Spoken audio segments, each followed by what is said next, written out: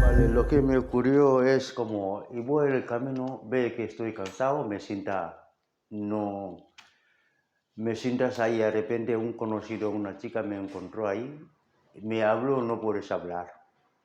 Luego ella llama a ambulancia, me lleva al hospital general Alicante.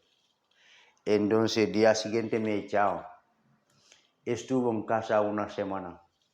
Luego ella pregunta de mí, ¿dónde está el chico que me ha encontrado en la calle? Dice que está en casa. Luego vienes, me arreglarle el papel para que me voy Aguas Vivas a hacer rehabilitación. He sido Aguas Vivas rehabilitación 9 meses. Vale, ¿y ahora? Ahora después de ella, después de haber venido de rehabilitación de Aguas Vivas, ella me presentaron a Dacia y me dicen aquí, ellos se buscan trabajo, los discapacitados. Vale, estuvo ahí, aún no duran tiempo, también después de eso, luego paso, empezó a trabajar, primer trabajo con APSA, 6 meses, contrato.